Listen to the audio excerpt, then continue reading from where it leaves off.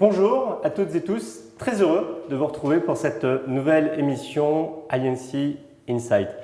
On a inauguré ce format il y a quelques jours sur une thématique qui nous concerne tous, la résilience numérique. Alors, les intempéries et la période actuelle a aussi mis un peu de stress à certains de nos invités qui viennent juste d'arriver avec des avions qui ont été retardés. Donc, on est très heureux d'avoir réussi à réunir tout le monde, d'être avec vous en direct.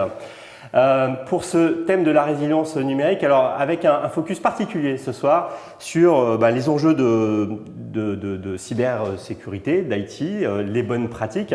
L'ambition d'Aliancy Insight est très simple, c'est 52 minutes ensemble pour partager des expériences extrêmement concrètes et opérationnelles avec nos invités. Et surtout, on vous encourage à réagir. Alors sur LinkedIn, n'hésitez pas à nous faire des petits coucous, des petits commentaires, dire si effectivement ce thème vous concerne au premier chef. Posez vos questions sur Zoom également, donc n'hésitez pas à interagir sur le module de questions-réponses et le chat. Quoi qu'il arrive, on vous invite tous, et si vous êtes sur les réseaux sociaux, à nous rejoindre pour le salon de débrief, donc après cette émission de 52 minutes, pour justement interagir en live. Ceux qui le souhaitent pourront ouvrir leur caméra, poser leurs questions à nos invités. En tout cas, on passera un temps ensemble important avec nos partenaires pour décrypter, revenir sur des points d'éclairage. En tout cas, le rythme est là pour être donné. C'est de vous capter d'un bout à l'autre de ces échanges. Et je remercie encore vraiment sincèrement nos invités, nos partenaires d'être là ce soir pour rendre possible ces échanges. Pareil, il faut que je me taise parce que le rythme est soutenu, donc sans plus attendre, Dorian, c'est toi qui prends la main maintenant pour effectivement interroger nos invités et nous les faire découvrir. Merci Sylvain.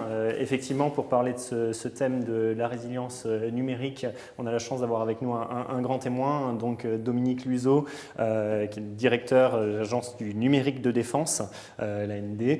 Vous êtes ingénieur général de l'armement, première classe également.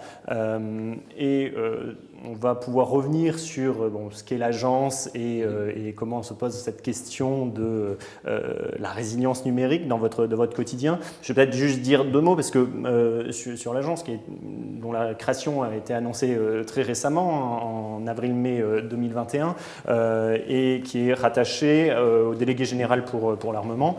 La phase de préfiguration évidemment de l'agence, vous l'avez menée depuis plusieurs mois maintenant sur ces sujets. Et ce qu'il faut comprendre, je pense, pour nos spectateurs, c'est la réalité de ce numérique dans la défense. On est sur des investissements annuels de plusieurs milliards d'euros. On est sur plus de 1800 systèmes d'information, on va dire, et de communication qui coexistent, avec des objectifs pour l'agence d'atteindre plutôt de l'ordre de 400 agents militaires et civils qui seront en action. Sur ce thème de la complexité quelque part du numérique, vous-même vous avez une longue expérience puisque vous avez créé et dirigé le centre technique des systèmes d'information de la DGA et plus récemment vous avez été directeur général adjoint plan alors la DIRISI, je me suis entraîné, mais c'est la direction interarmée des réseaux d'infrastructures et des systèmes d'information de la défense. On aura l'occasion d'y revenir. Donc, bonjour, bienvenue. Bonjour à toutes et à tous. Et c'est un plaisir de vous recevoir pour parler de ce thème de résilience numérique. Mais avant de rentrer dans ce détail de ce que ça représente pour vous, peut-être que vous pouvez nous expliquer quelles sont exactement les missions de l'agence et votre périmètre de responsabilité. Donc effectivement, l'Agence du numérique de défense, toute récente, créée fin avril de cette année, c'est une entité transverse au ministère des Armées. Elle est rattachée effectivement au délégué général pour l'armement, mais donc elle est transverse à l'ensemble des services du ministère. Elle a trois missions principales. Une première mission qui est la conduite des projets numériques, complexes et à fort enjeu. Je pense qu'on reviendra sur cet aspect de complexité. Une deuxième mission qui est le conseil à l'ensemble des autorités métiers pour que justement elles puissent prendre les arbitrages physico-financiers, c'est-à-dire les bonnes décisions sur tout le cycle de vie des systèmes. Et puis une troisième mission qui est la mise en œuvre de la politique industrielle dans le domaine des technologies numériques, des systèmes d'information. Donc c'est vraiment la conduite de projet, du conseil au profit des autorités, des décideurs métiers, et puis une mise en œuvre de la politique industrielle. On aura l'occasion de rentrer un peu sur les enjeux de gouvernance que ça peut provoquer, mais vous l'avez cité, effectivement, un des points qui peut intriguer, c'est cette notion de projet numérique complexe. Donc, à deux niveaux, j'ai envie de dire déjà, ce serait bien que vous nous donniez un exemple de ce que peut être un projet numérique complexe, qu'est-ce que ça représente, et par rapport à notre thème de ce soir, d'avoir votre avis si c'est cette complexité en soi à laquelle on fait référence, et quelque part un facteur de fragilité pour nos organisations, pour une organisation comme la vôtre. Oui, alors déjà, qu'est-ce que c'est que la complexité? Donc c'est difficile à définir. Par contre, on peut peut-être évoquer des leviers de complexité. Donc des leviers de complexité, par exemple, quand on a beaucoup de parties prenantes sur un même système, avec éventuellement des besoins contradictoires. Quand on a aussi beaucoup d'utilisateurs, avec des profils d'utilisateurs différents. Ou alors aussi, d'un point de vue technique, c'est vraiment une préoccupation au sein du ministère, quand on a un système qu'il faut déployer sur plusieurs réseaux de confidentialité différentes, donc avec des cloisonnements, des compartimentalisations, avec des gestions de droits d'accès. Il y a également une complexité contractuelle qu'on peut avoir, c'est-à-dire un système où on a plusieurs contrats, donc avec plusieurs maîtres d'œuvre, avec potentiellement des droits de propriété industrielle qui sont différents. Donc voilà, plusieurs leviers de complexité. Alors un petit exemple, donc le système d'information des armées, par exemple. C'est quoi? C'est l'idée, c'est de déployer un socle technique commun au sein donc de la France, donc dans les différentes emprises, que ce soit en métropole ou en outre-mer. Donc déjà, on voit une complexité géographique. Également sur différents réseaux. Donc là, on voit également la complexité technique que j'évoquais. Et en fait, ce socle technique commun, c'est quoi? C'est des services comme la messagerie, comme des outils collaboratifs. Et c'est également un socle commun qui est couplé avec des applications métiers. Donc des applications qui servent au commandement des opérations, des applications qui servent aussi au renseignement, et puis aussi des applications qui servent à la vie quotidienne des personnels. Parce qu'en fait, même quand on est en outre-mer ou quand on est en opération extérieure, il faut payer les gens, il faut également les nourrir, il faut également veiller à l'habillement. Donc en fait, il y a tout un tas d'interactions, de couplage avec d'autres systèmes d'information. Donc on voit vraiment cette complexité globale. Voilà un exemple de projet complexe qui est sous responsabilité de l'Agence du numérique de défense. Le SI va jusqu'au théâtre d'opération. Voilà, le SI potentiellement va effectivement jusqu'au théâtre d'opération. Alors après, la question, est-ce que la complexité induit une fragilité? J'aurais tendance à dire, si elle n'est pas maîtrisée, peut-être. Mais tout l'objectif, c'est justement de maîtriser la complexité pour qu'elle ne devienne pas une fragilité. On va dire d'anticiper aussi les sujets que cette complexité peut soulever et d'essayer de prévenir ces problématiques. Parce que ce terme de résilience numérique que nous-mêmes nous utilisons, il est un peu traître, on va dire. Il est de plus en plus utilisé, mais malgré tout, il est assez polysémique, on peut y mettre pas mal de choses derrière. Je vais vous demander de jouer à l'exercice. Pour vous, cette résilience numérique, vous la définissiez comment ? Pour moi, la résilience, donc, c'est, après une perturbation, c'est de retrouver un équilibre. Pas forcément l'équilibre, pas forcément la situation initiale, mais c'est un peu comme quand je marche, d'un seul coup, je me prends les pieds quelque part, j'évite de tomber, parce que là, du coup, ça veut dire que je ne suis pas résilient, et puis après, même si je fais des figures acrobatiques qui ne sont pas très jolies à venir, voilà, je ne suis pas élégant, mais j'arrive à retrouver finalement mon équilibre et je continue à marcher. Ou alors au ski, même chose. Donc c'est ça la résilience. Donc c'est un peu la différence avec la robustesse, où effectivement l'objectif c'est de revenir au même équilibre par rapport à une certaine classe de perturbation, alors que là c'est de revenir à un équilibre satisfaisant. Donc c'est ça qui nous intéresse. Évidemment, ça veut dire par rapport à une classe de perturbation, par rapport à une classe de crise aussi. Et typiquement, dans ce qui nous intéresse pour les applications défense, on envisage des crises qui peuvent être géopolitiques, ou des crises majeures, ou des crises climatiques. Et en fait, c'est là où on va construire la résilience avec les différents actifs qu'on a. Et sur l'aspect finalement numérique, voilà. Puisque c'est effectivement on doit appliquer à nos systèmes numériques cette idée de résilience. Quels sont les composants finalement de cette résilience ? Je vais partir des couches les plus basses. D'abord, il y a les réseaux, évidemment. Après, au-dessus des réseaux, vous avez les matériels, les réseaux, les systèmes d'exploitation, les logiciels métiers. Et typiquement, un autre exemple, au niveau des réseaux, par exemple, il y a le déploiement, il y a un programme qui s'appelle Descartes, qui consiste à déployer justement un réseau résilient qui va permettre à l'État et en particulier aux forces armées de garantir la disponibilité et la continuité de service, même en cas de crise majeure, avec les différentes crises que j'ai pu citer. Donc ça veut dire qu'on déploie déploie typiquement des fibres optiques, des routeurs, des chiffreurs, pour être capable de passer, si besoin est, et d'ailleurs dans la vie courante aussi, mais évidemment en cas de résilience, en cas de crise majeure, être capable d'avoir une très haute disponibilité et d'être capable de passer des flux, y compris les flux les plus confidentiels.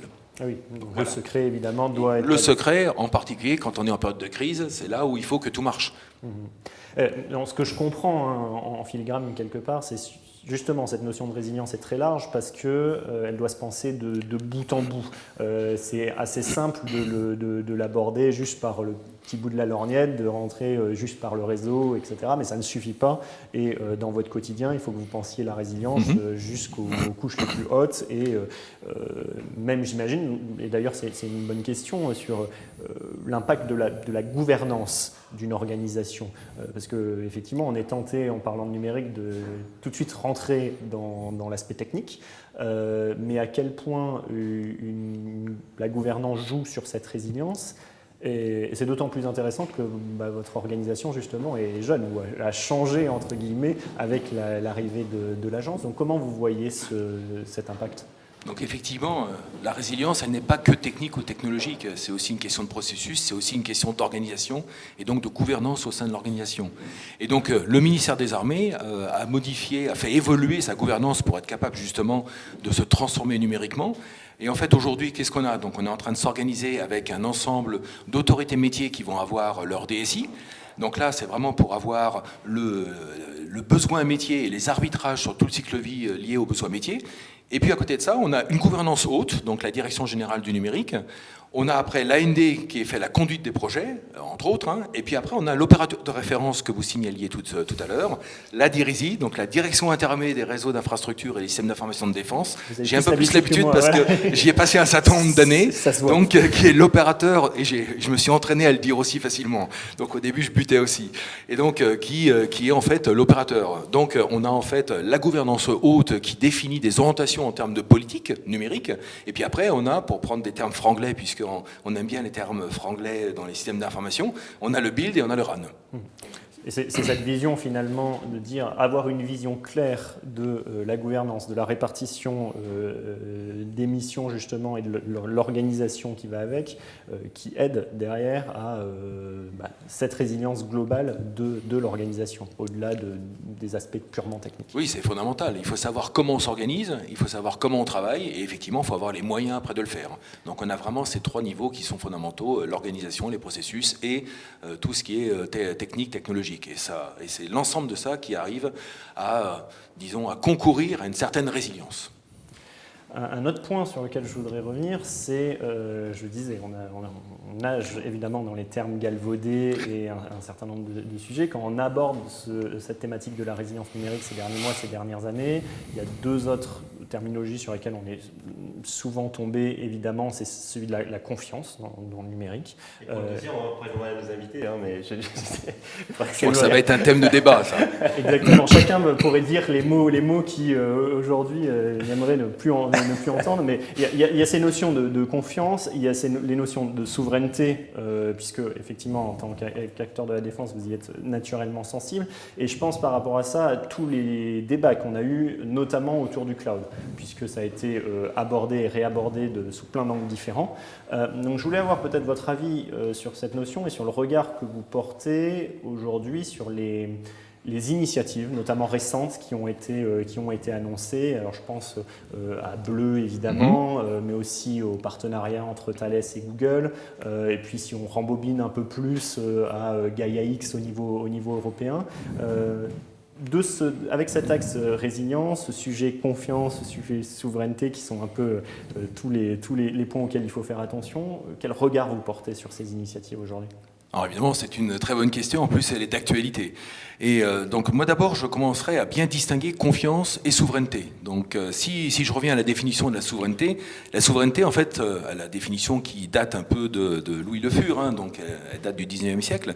Donc, la souveraineté, c'est la qualité de l'État de n'être obligé ou déterminé que par sa propre volonté. Donc, ça veut dire qu'on est capable de faire des choix, on est capable, en particulier, de savoir de quoi on dépend et de quoi on ne veut pas dépendre. Donc, c'est ça qui est important.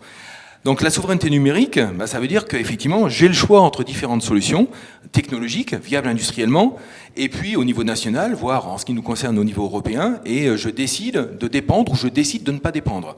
La confiance, c'est autre chose. Donc typiquement, quand on parle de cloud de confiance, tel que le cloud de confiance est défini par la politique interministérielle, donc c'est lié à une exigence de sécurité informatique élevée, certes. Donc là, on est quand même dans des niveaux de données sensibles. Donc si je distingue après les différents niveaux, donc on a tout ce qui est le non protégé et le sensible, et puis après on a des niveaux de classe au-dessus, diffusion restreinte, et on a les niveaux de classification secret, etc. Donc quand on parle de cloud de confiance, on est en train de parler sur tout ce qui est sensible. Donc on n'est pas du tout dans les niveaux de type secret. Donc que veut dire cloud de confiance ? Ça veut dire déjà une sécurité élevée, puisque il faut quand même avoir faut satisfaire toutes les exigences jusqu'au niveau sensible. Au sens cybersécurité. Voilà, au sens cybersécurité. Là, on est vraiment au sens cybersécurité. Et puis après, il y a d'autres choses qui sont intéressantes. Il faut une transparence des règles juridiques applicables. Et en particulier, il faut également, en principe, avoir une transparence sur les dépendances éventuelles.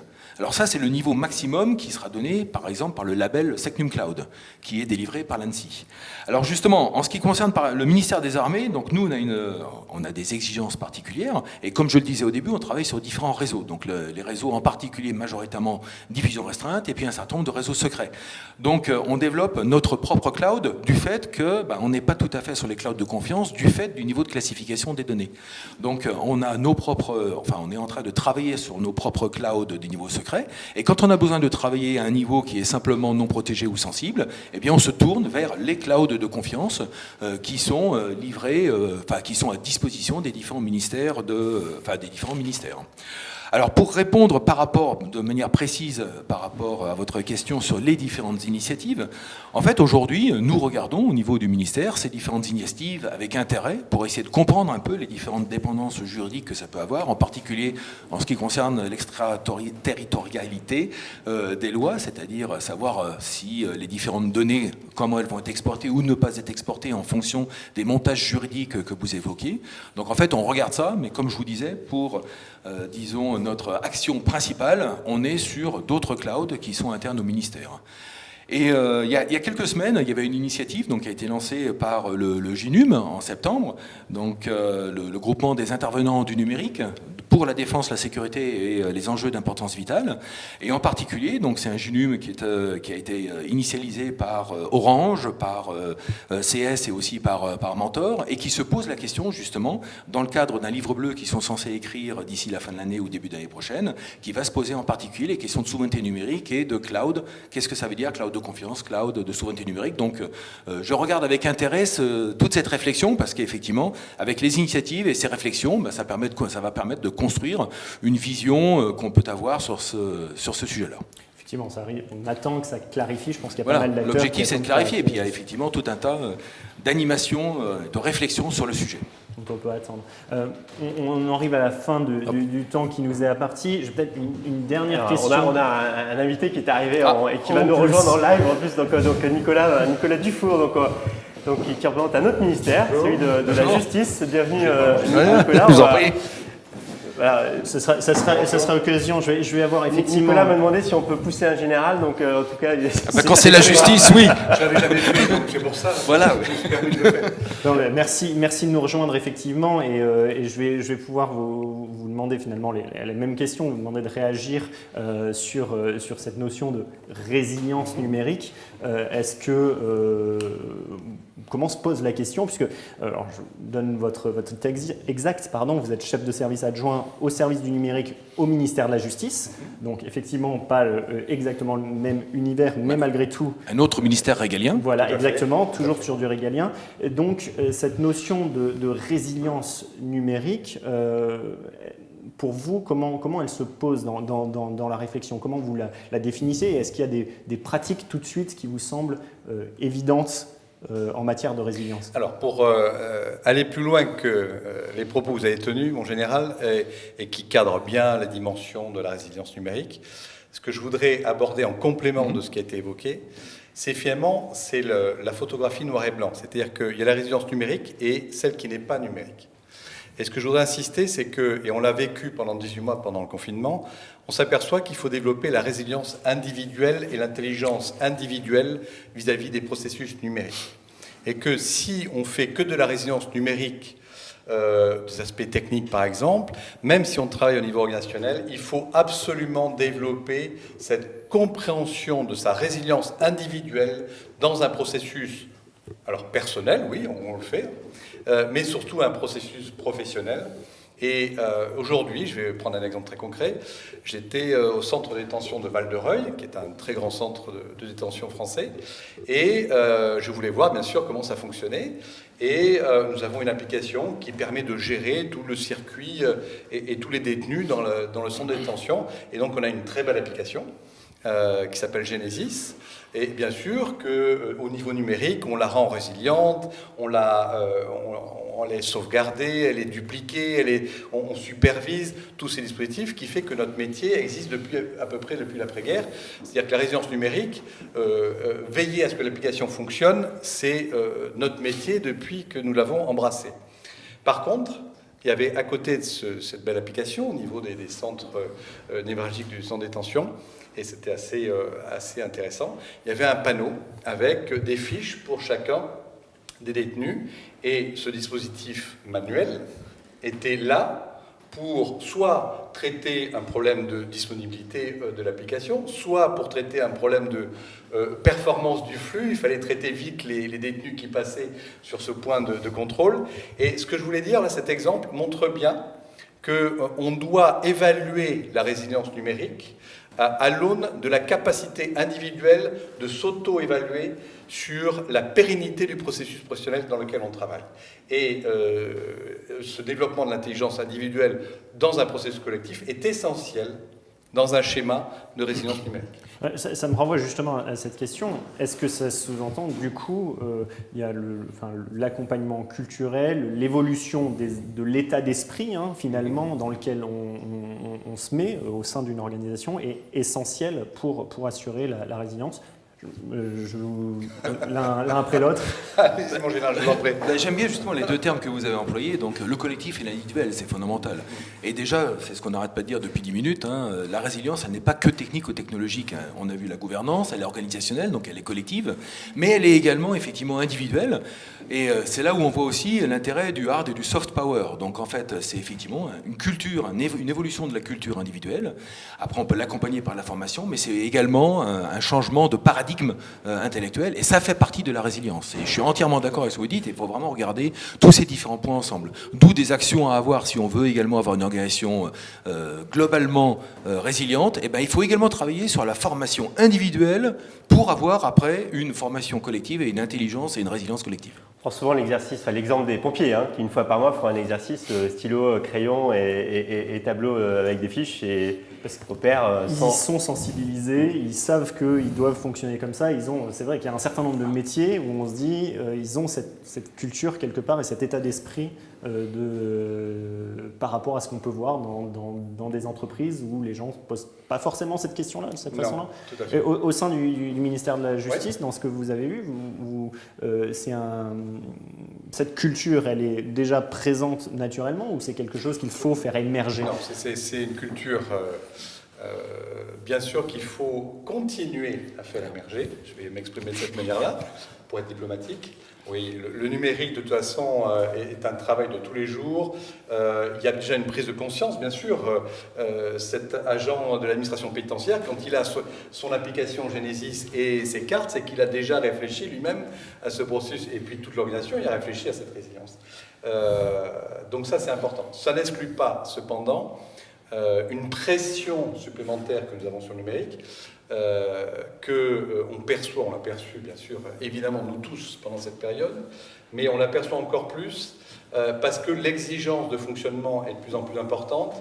Donc on a, je dirais, les professionnels du numérique, encore plus de pression vis-à-vis de cette qualité de service qu'on doit mettre en place du numérique, mais notre devoir, c'est d'accompagner le métier et l'utilisateur final sur comment fais-tu si le numérique n'est pas disponible, parce qu'il est impossible de nos jours de garantir le fonctionnement d'un SI sur toute la chaîne. Je vais prendre un exemple. L'État fonctionne avec un réseau qui est un réseau interministériel de l'État, qui n'est pas opéré par le ministère de la Justice, par aucun ministère d'ailleurs, il est opéré par la direction interministérielle de l'État, et donc qui peut, comme tous les réseaux, Donc il n'y a pas que Facebook ou d'autres opérateurs qui ont aussi des coupures. Il y a des coupures réseau, on est dépendant de ce réseau-là. Et on ne peut pas dire à un tribunal qui ouvre une audience, désolé, le réseau RIE est planté, tu ne peux pas ouvrir ton audience parce que le RIE, ce n'est pas du tout un argument qui est recevable vis-à-vis du métier. Donc on doit anticiper et prévoir que pour l'audience, il faut peut-être prévoir un minimum de documents imprimés. Oui, je sais que les éco-responsables vont me tomber dessus, mais un minimum. C'est le niveau de base. Voilà. Alors, merci en tout cas pour vos 2 témoignages. Alors vous restez avec nous et puis on va avoir volontiers. l'occasion de Merci. poser des questions supplémentaires. Notre audience, pour le coup on parlait d'audience, notre audience est invitée à poser toutes les questions à nos invités, à nos grands témoins ensuite. Effectivement, et je vous rappelle que sur LinkedIn Zoom, on attend vos questions, je les suis en live d'ailleurs, donc n'hésitez pas et on va toutes les traiter au niveau du salon de débrief. Alors, INC Insight, il y a Maître Neuf, Fabrice a beaucoup œuvré à cette préparation avec nos invités, avec nos intervenants. Je vais devenir un référent sur le sujet au sein de la rédaction INC. Donc, vous avez effectivement partagé un certain nombre d'interviews sur lesquelles tu as travaillé. Donc, Fabrice, oui. Effectivement, merci à nos 2 invités puisque c'est une très très bonne introduction sur la vidéo qui va suivre. On va parler de continuité d'activité et pour cela, j'ai pu rencontrer il y a quelques jours Aline Bourdin qui est DSI chez Vinci Construction au sein de la division Europe-Afrique et Stéphane Berthaud qui est directeur des ventes techniques France et Afrique chez VIM. Et nous avons abordé 3 points principaux. Qui porte la responsabilité de la résilience au sein de l'entreprise? Quelles sont les conditions opérationnelles de son déploiement et de sa réussite? Et comment assurer la continuité de l'activité quand tout s'arrête dans un pays, par exemple, quand il n'y a plus de réseau Internet? Et c'est là qu'on voit cette interview. Absolument, c'est le moment ou jamais. Et là, la régie nous envoie effectivement, et on se retrouve tout de suite après. Nous allons parler résilience et cyber-résilience avec nos invités et nous poser la question de savoir qui porte la responsabilité de cette résilience dans l'entreprise et quelles sont les conditions opérationnelles de son déploiement. Et nous nous poserons la question également de savoir ce qu'il se passe quand tout s'arrête, quand les coupures générales de réseau surviennent et comment la continuité d'activité peut se faire. Aline Bourdin, chez Vinci Construction, qui porte la responsabilité de la résilience? Alors en réalité, c'est un binôme. C'est à la fois les métiers et l'informatique. Bien souvent, on considère que les plans de reprise d'activité, les plans de continuité d'activité, c'est essentiellement technique. Je nuance cette réponse, c'est bien avant tout des procédures et bien sûr la technique qui permet d'accompagner ces procédures. Pour moi, les métiers ont une part très importante dans les PRA, ils font partie de la solution. Stéphane Berthaud, même question, un peu plus orientée cyber. Qui porte selon vous la responsabilité de la cyber-résilience dans l'entreprise? Alors, d'une entreprise à l'autre, ça va être très variable et parfois il n'y a pas de réponse à cette question. C'est-à-dire qu'on se retrouve avec 2 équipes qui portent chacun une partie de la solution, les équipes plutôt sécurité qui sont focalisées principalement sur le verrouillage frontal au moyen de firewall, moyen de détection d'intrusion, etc., et qui sont vraiment préoccupés uniquement pour empêcher une intrusion, empêcher notamment une attaque rançongiciel.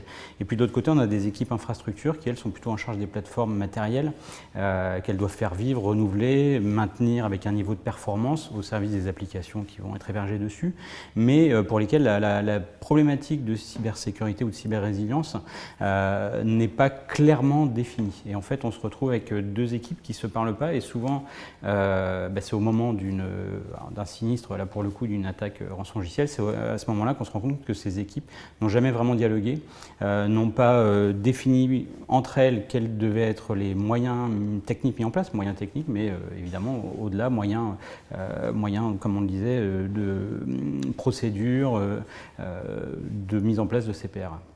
Concrètement, quelles sont les conditions opérationnelles de cette cyber-résilience? Alors, il y a 3 conditions absolument indispensables. La première, qui est évidente, c'est d'avoir à sa disposition une copie de secours de ces données, donc des sauvegardes, qui soient inviolables, impossibles à modifier. Alors, ça porte plusieurs noms, ça s'appelle l'immutabilité, l'immuabilité, ça peut s'appeler le worm, On parle d'air gap quand il s'agit des bandes, par exemple, une déconnexion vraiment physique des réseaux. Peu importe le nom que ça prend ou la technologie qui est derrière, mais il faut qu'on puisse garantir un mécanisme qui empêche de modifier les données de secours, parce que si elles sont chiffrées, en général, elles sont chiffrées avant même les données de production, et elles sont inutilisables, donc elles ne rendent pas le service pour lequel elles sont censées être là. Une fois que cette condition est remplie, on a une deuxième qui est tout aussi importante, c'est la résilience du système de protection de données. Très souvent, on a vu chez des clients des données qui sont absolument intègres, données de sauvegarde intègres, elles sont sur bande, donc pour le coup, là, aucun moyen pour un hacker d'aller les atteindre et les chiffrer. Par contre, le système qui manipule ces bandes, qui permet de les remettre à disposition, de restaurer, est lui-même chiffré, y compris son index, qu'on appelle son catalogue, et qui est indispensable pour cette phase de restauration de données. Dans ces cas-là, on se retrouve avec des données de sauvegarde intègres, impossibles à restituer, même après plusieurs semaines. Donc on voit bien évidemment que ça ne rend pas non plus le service attendu. Et puis le troisième point, évidemment, c'est qu'on souhaite faire cette remise en service et cette restauration le plus rapidement possible. Donc des technologies qui permettent de le faire très rapidement. Évidemment, à partir de disques, c'est beaucoup plus rapide, mais ensuite, il faut se poser la question par quel protocole ça va passer, etc. Donc il y a beaucoup de questions à se poser, mais il faut aussi être certain que ces données qu'on va vouloir restaurer le plus rapidement possible, elles soient intègres, c'est-à-dire qu'elles ne contiennent pas déjà le malware qui a été implanté en amont et qui va recommencer son chiffrement aussitôt que les données vont être mises en service. Ça s'est vu aussi dans un certain nombre de cas. Alors, vous avez parlé à de nombreuses reprises du rançongiciel. Quel conseil donneriez-vous à une entreprise qui ne s'est pas encore fait chiffrer, qui n'a pas encore été victime d'un rançongiciel ? Je pense que le meilleur conseil à donner, ce serait justement de faire comme si, d'anticiper, de simuler, de préparer, de tester. Et donc tester à un certain nombre de niveaux, tester les capacités matérielles, vérifier qu'on a les mécanismes qui offrent cette immobilité déjà, vérifier que les systèmes ont un mécanisme de résilience, sont capables eux-mêmes de survivre à un chiffrement, et puis tester les procédures évidemment, procédures à la fois de remise en service des systèmes, il y a beaucoup d'étapes à respecter, parfois c'est un redéploiement complet d'un SI, on a pu le voir dans certains cas, donc il faut être préparé à ça évidemment, ça s'improvise pas. Et puis, anticiper aussi, prévoir des procédures qui vont bien au-delà du cadre technique ou même métier jusqu'aux stratégies de communication qui seraient mises en œuvre dans ce cas de figure. On a vu des cas où certaines entreprises, au cours d'une attaque rançongiciel assez sévère, verrouillaient toute la communication, cherchaient les taupes, menaçaient d'attaques en justice ceux qui révélaient quelque information que ce soit. Et puis une autre entreprise, victime du même rançongiciel, qui elle a communiqué à outrance, a filmé les opérations de restauration en direct publiées sur LinkedIn ou YouTube, ce qui a eu un effet positif sur son cours de bourse par ailleurs, alors que ces opérations étaient complètement arrêtées. Donc, il faut absolument anticiper tout, des moyens les plus techniques, des mécanismes techniques, jusqu'aux stratégies de communication, pour être certain que le jour où ce sinistre se produit, après tout, ça n'est qu'un nouveau type de sinistre, qui demande des moyens différents, mais c'est un sinistre parmi d'autres. Il faut l'avoir anticipé, que ce soit d'un point de vue technique, que ce soit d'un point de vue humain, que ce soit d'un point de vue organisationnel. Aline Bourdin, chez Vinci Construction, je rappelle que vous couvrez les pays d'Afrique et l'outre-mer. Quel dispositif avez-vous mis en place pour garantir la continuité d'activité ? Nous sommes dans une phase de refonte de tout ce dispositif, donc je peux en parler assez facilement. Il repose sur 3 fondamentaux, dont on a déjà d'ailleurs parlé précédemment. La première chose, ce sont les données. La deuxième chose, les procédures. Et enfin, la gestion de la crise et l'exercice en cas de problème. Sur le premier levier, les données, je pense qu'on n'est jamais assez prudent. Donc je souhaite mettre en place, quand c'est possible, 3 types de protection et de sauvegarde des données. La première, historiquement, on avait nos données externalisées sur bande. Dans mon cas de figure, c'est très compliqué, de plus en plus compliqué d'avoir cette gestion sur bande puisqu'il faut des manipulations et parfois je n'ai pas d'informaticien sur un chantier, donc ces manipulations sont complexes. Retirer une bande du lecteur, rentrer dans une salle qui était sécurisée. Donc de plus en plus, on essaye de mettre à disposition les données sur disque dur. Ça, c'est le premier niveau. Le deuxième niveau, qui finalement est une copie pour le quotidien, c'est une sauvegarde de disque à disque. Donc quand on a une manipulation à faire sur un fichier et qu'on souhaite récupérer très rapidement une copie, on utilise ce type de restauration, de sauvegarde. Et enfin, le troisième niveau, qui est beaucoup plus sophistiqué et dans mon cas de figure parfois compliqué à mettre en œuvre, c'est la sauvegarde dans le cloud. Alors, bien sûr, sur le papier, c'est beaucoup plus simple, puisqu'on a les données qui sont disponibles très facilement à tout moment, sans avoir de manipulation particulière. Par contre, ça demande des moyens de communication et de télécommunication importantes qui parfois peuvent s'avérer compliqués. Donc ça, c'est la donnée. Le deuxième niveau, on en a déjà parlé, ce sont les procédures. Il faut avoir anticipé les procédures, il faut avoir anticipé les applications critiques et il faut avoir imaginé tous les cas de figure possibles et imaginables. Donc il faut avoir réfléchi à la communication que l'on souhaite faire sur le sujet. Et enfin, afin que les deux premiers volets soient efficaces, il faut la gestion de la crise. Il faut régulièrement tester nos procédures, tester nos données et tester aussi l'interférence entre les différentes équipes pour s'assurer que tout ce qu'on a imaginé fonctionne bien. Alors, dans les pays que vous couvrez, les pays d'Afrique et les pays d'outre-mer, les coupures générales de réseau peuvent intervenir à tout moment. En quoi consiste concrètement la continuité d'activité? Alors, je pense que ce que je vais dire va choquer. Pour moi, le meilleur plan d'activité, le meilleur plan de reprise d'activité, c'est de savoir fonctionner sans informatique. Sur les pays que je couvre, il peut y avoir beaucoup de conditions qui font que l'informatique n'est plus du tout disponible. On peut avoir par exemple une salle informatique détruite par des inondations, détruite par un ouragan. On peut aussi avoir un câble souterrain inaccessible, inopérant, donc plus du tout d'accès Internet, et pourtant toutes nos applications et de plus en plus sont hébergées en centrale, donc absolument plus en local à côté des utilisateurs. Et on peut avoir aussi dans certains pays, pour des raisons politiques, pour des raisons étatiques, une coupure volontaire de tous les moyens technologiques et techniques. Et de ce fait, il faut réfléchir, et j'entraîne les métiers dans cette démarche, à savoir payer les fournisseurs même si l'application d'achat est inaccessible, payer les collaborateurs même si l'application de paye est inaccessible, pouvoir communiquer avec nos clients, avec nos collaborateurs, même si la suite Office 365 est inaccessible, ça peut aussi exister.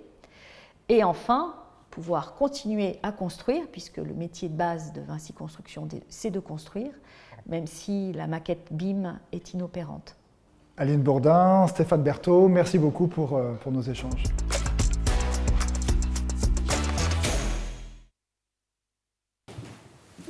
Alors, retour au sein de la rédaction, sur ce plateau.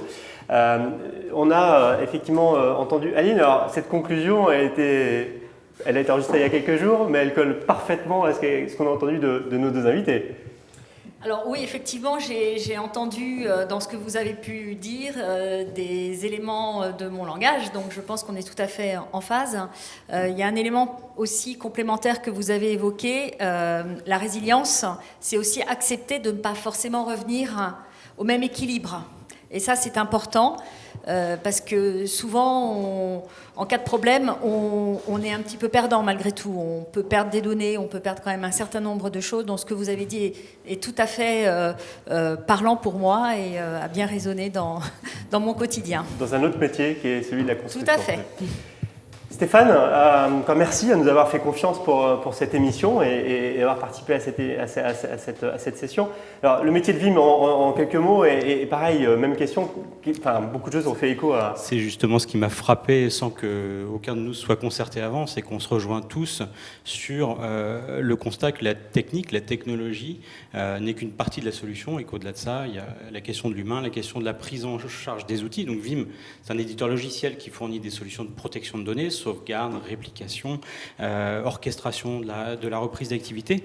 Mais VIM met à disposition des moyens techniques, technologiques, mais qui ne sont rien si on n'a pas derrière des équipes, des humains qui vont s'approprier les outils, les utiliser, les prendre en main, savoir s'en servir dans les moments critiques, parce qu'on l'a vu, les situations de crise ne sont pas des situations normales, donc on n'est pas dans un contexte le plus favorable qui soit. Et donc, effectivement, pour que la mayonnaise prenne et qu'on soit effectivement tous acteurs de cette résilience, il faut avoir mis en place tout ce qui va aller autour des technologies qui sont mises à disposition.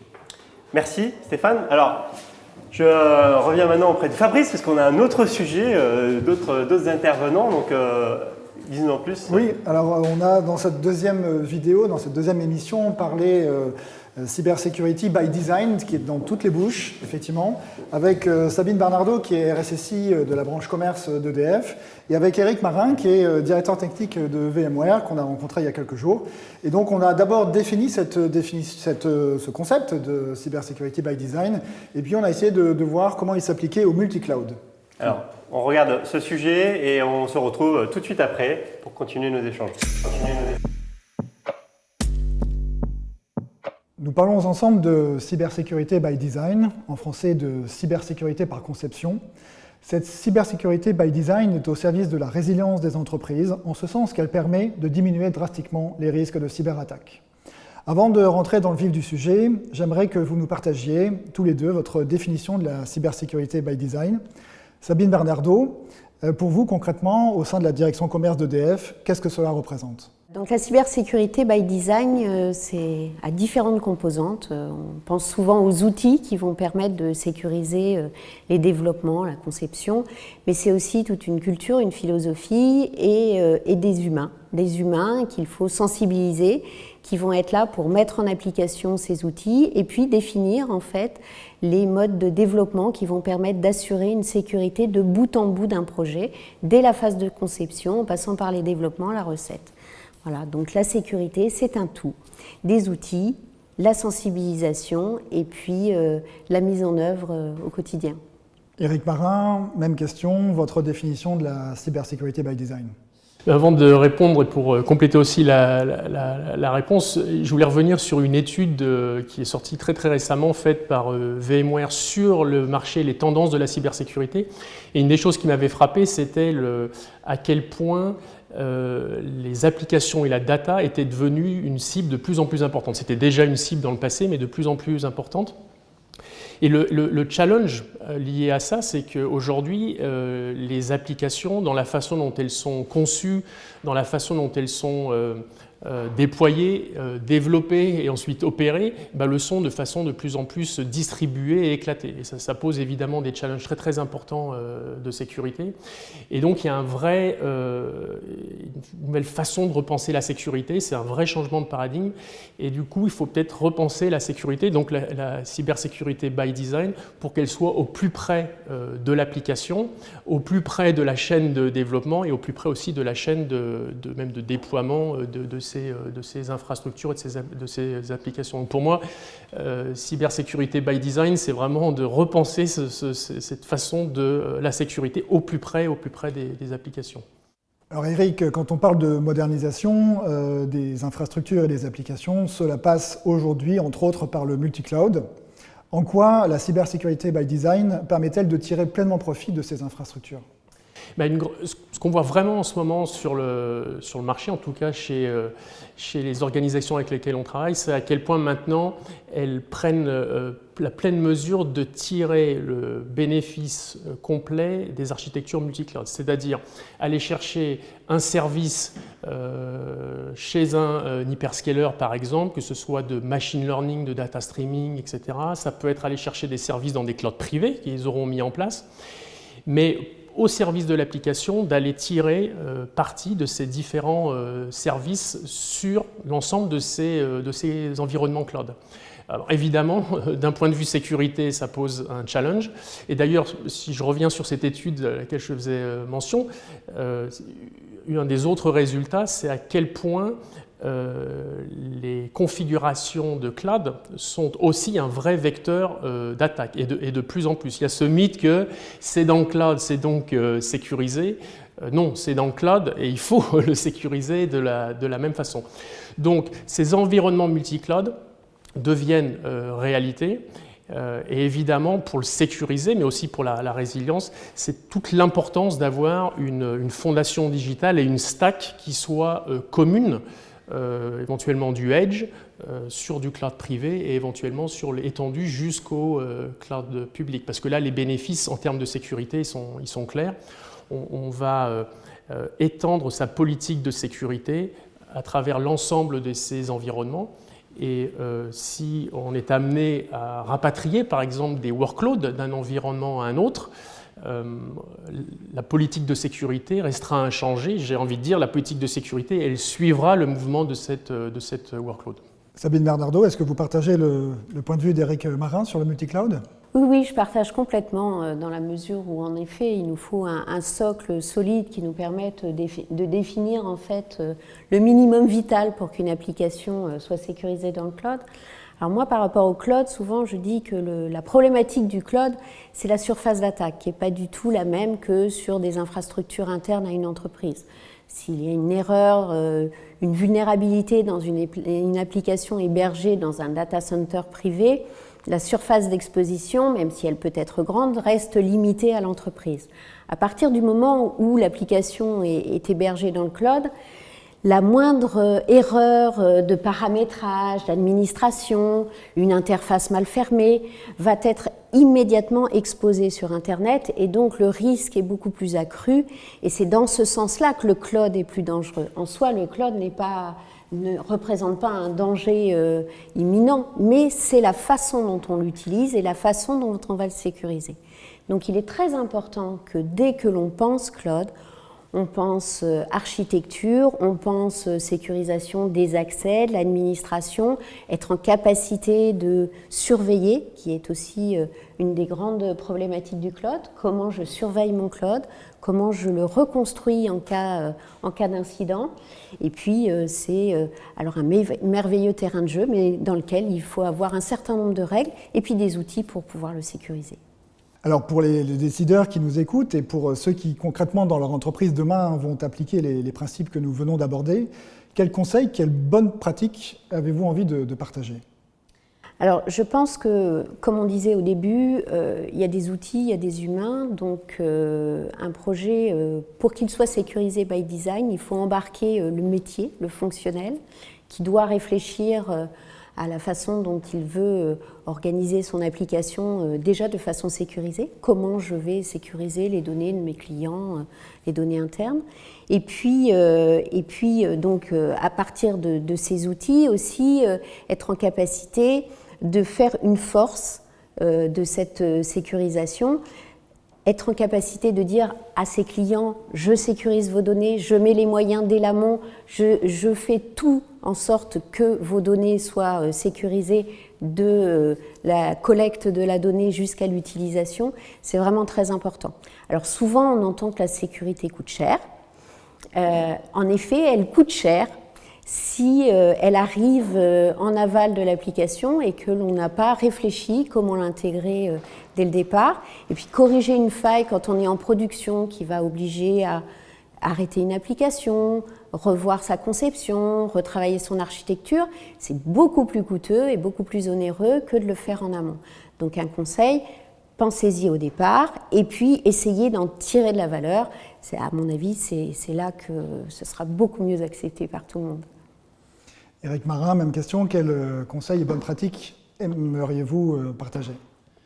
Déjà, je ne peux être que d'accord à 200% à ce que Sabine vient de dire. Là, on est au cœur de la transformation digitale, de la digitalisation de beaucoup d'entreprises. Souvent, transformation digitale est souvent synonyme de agilité applicative. Qui dit agilité applicative dit aussi beaucoup liberté chez certaines équipes. Je pense notamment aux libertés des développeurs, à qui on va en donner de plus en plus, et à juste titre. Mais agilité et liberté ne doivent pas exclure sécurité et contrôle. Et là, on parle beaucoup de DevSecOps. La très bonne nouvelle, c'est que ce n'est plus un buzzword, c'est que maintenant, il y a des vraies implémentations de DevSecOps. Sabine parlait d'y penser le plus tôt possible. C'est exactement aussi un des objectifs de DevSecOps. Et si je remets 2 secondes ma casquette ou chapeau de technologiste, la bonne nouvelle, c'est qu'aujourd'hui, les outils technologiques sont là pour automatiser à travers toute la chaîne logicielle, toutes les différentes étapes, plus de la conception jusqu'au développement et déploiement des applications. Il y a vraiment les outils pour ajouter de la sécurité à chaque étape de cette chaîne, par de l'automatisation principalement. Donc, y penser le plus tôt possible et automatiser, je dirais, au maximum aussi, parce que c'est possible pour limiter les erreurs humaines notamment. Sabine Bernardo, Éric Marin, merci beaucoup pour ces échanges. Merci à vous. Merci beaucoup.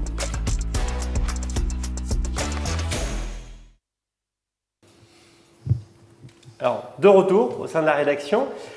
Effectivement, merci à toi, Éric, d'avoir joué le jeu de cet échange, cet éclairage. Alors, j'ai envie de te faire réagir aussi sur ce que tu as entendu vis-à-vis de nos invités tout à l'heure. Il y avait beaucoup de choses qui m'ont intéressé. En fait, peut-être ce sur quoi je vais revenir, où j'avais envie de revenir, c'est peut-être l'échange qu'il y a eu tout à l'heure sur les clouds et la question que posait Dorian sur les clouds, et puis après les clouds souverains, clouds de confiance, et puis après mon général parlait des différents niveaux. Là, je parle sous votre contrôle, de sensibilité de la donnée, confidentialité, et après niveau secret. Et ça me faisait penser aux discussions qu'on peut avoir aujourd'hui avec quantité, que ce soit entité du secteur public ou entreprise privée, qui est, et que je compare à les discussions qu'on avait il y a 2-3 ans. On veut mettre nos applications dans le cloud. Or, on voit la maturité qu'on a et ce qu'on a appris depuis 2, 3, 4 ans, c'est pas juste une décision, on passe dans le cloud. C'est des choses qui vont être de façon sélective, en fonction de l'application, en fonction du niveau de sécurité. Et certaines choses vont rester on-prem, d'autres vont aller dans des clouds de confiance parce qu'il y a un niveau de sécurité qui est attendu, et puis d'autres dans des clouds publics. Mais je trouvais très intéressant cet échange parce que je trouve que ça reflète très bien le type de discussion qu'on peut avoir aujourd'hui avec les DSI aujourd'hui sur le marché. Donc, des agrégations, des agréments comme SecNutNam aussi contribuent effectivement à apporter cette confiance et un grand pas quand même par rapport à l'État sur ces sujets. Alors, tu as dit le mot cloud, Nicolas tout à l'heure a réagi en disant effectivement il y a plein de sujets à aborder et c'est effectivement l'objet de la session qui va suivre ce salon de débrief. Avant pour inviter, je vous invite encore, si vous êtes sur LinkedIn, sur les réseaux, à nous rejoindre sur Zoom. L'équipe vous communique le lien et comme ça vous pourrez venir poser des questions, interagir avec nos invités. Donc je tenais à vous remercier tous d'avoir participé à cette émission. Je remercie nos invités d'avoir été présents avec nous, d'avoir pris le temps de préparer ces interviews. Effectivement, bravo Fabrice de ce décryptage. L'ambition était de vous donner des clés. Maintenant, l'ambition c'est de discuter, de continuer à créer du lien. D'autres sujets arrivent au sein de la rédaction autour de ce concept d'émission Allianz Insight, le data management, le futur du travail, le numérique responsable. Donc n'hésitez pas à interagir avec nous si vous voulez intervenir, si vous voulez être partenaire de ces sessions. On sera ravis d'échanger et à bientôt. On se suit, vous nous suivez et vous nous donnez plein d'encouragements pour ce nouveau concept qui a été inauguré la semaine dernière. Donc en tout cas, merci à toutes et tous. Et puis on se retrouve, alors le générique de fin de cette première partie arrive, restez connectés pour ceux qui sont sur Zoom. En tout cas, le temps de faire cette petite transition. On se retrouve tout de suite, donc n'hésitez pas à boire un petit verre en attendant. Et puis on se retrouve. Merci à tous, au revoir et puis à tout de suite.